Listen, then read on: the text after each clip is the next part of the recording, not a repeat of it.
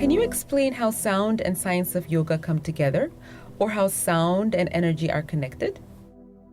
Today's science clearly, the established science, not the new age science.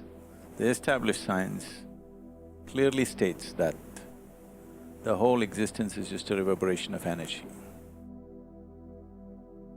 Where there's a vibration, there is bound to be a sound.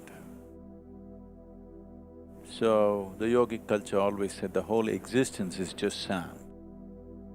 The root of that sound is Shiva. Shiva means that which is not. That which is not means silence. So he is absolute silence. When he moved, there was sound. There's a very fabulous story about this, because this is a dialectical culture. Science is always expressed in the form of wonderful stories. When Shiva wanted to marry Parvati, Raj, being a king, a prominent king in the area, just about anybody who was somebody was there at the wedding, big wedding. They were all waiting for the groom, nobody had seen the groom. Then he came. He came with his ganas, who are all freaks and deformed beings. When we say deformed, we are saying deformed. It is just that they didn't look like us, that's all. His friends did not look like us for whatever reasons, I'll not go into that now. And they were ganas and yakshas, and he himself was smeared in ash from head to toe, and he was in an inebriated condition. He came like this. Parvati's mother, Meena, saw Shiva. This is the groom? They said yes, and she fainted. She couldn't imagine her daughter marrying someone like this.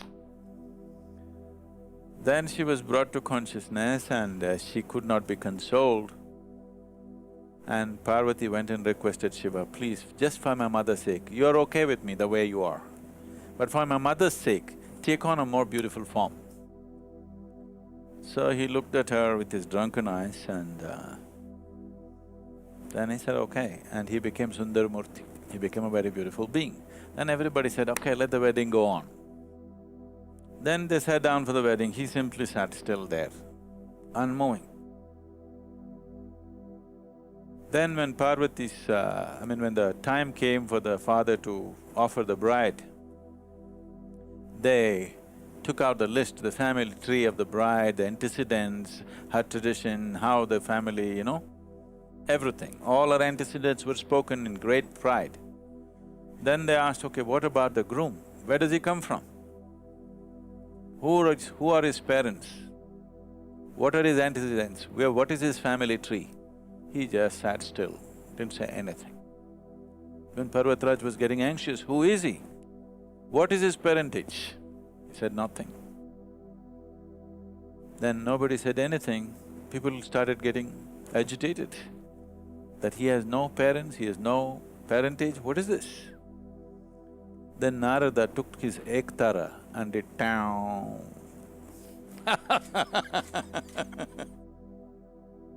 So, he is of silence, but if you have to know something about him, he's sound.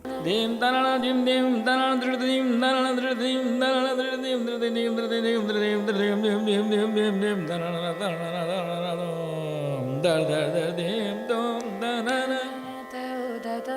del del dim tom ta dim dim da na na dim da na na dim da na na dim da na na dim da na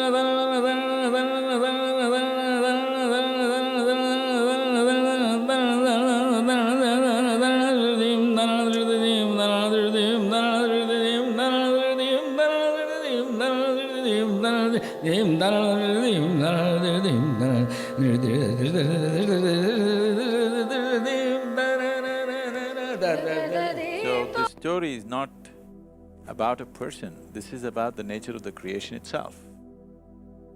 From non-existence to existence, the first reverberation itself is a sound. This is not something that only we are talking about in the yogic culture, this is something that's recognized everywhere. Well, the Bible itself starts off like this. First there was a word and the word was with God and the word itself is God. Word is a human interpretation of a sound. Right now, I am only making sounds. You're making up the words because you assume you know English language. So sound is… you feel the words if you're chatty, all right? If you become very attentive, you'll feel the sound. If you become absolutely still, then you won't even feel the sound. Everything will be just one pure silence. And everything plays on the surface, but it's just there. Something else far bigger than the sound is just there. Now in the night, if you look up in the sky, you will see a whole cosmos out there, okay? Millions and millions of stars. But you see that only because your eyes are attuned in a certain way.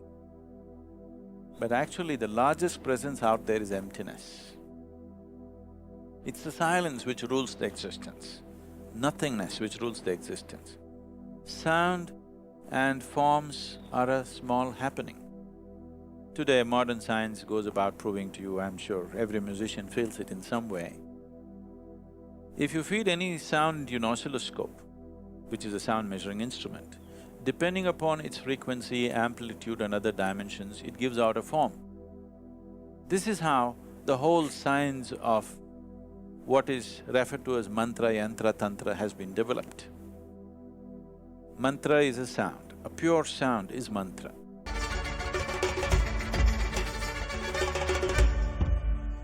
जब चाहो on हो जाओ, epic on चलाओ, available across all devices.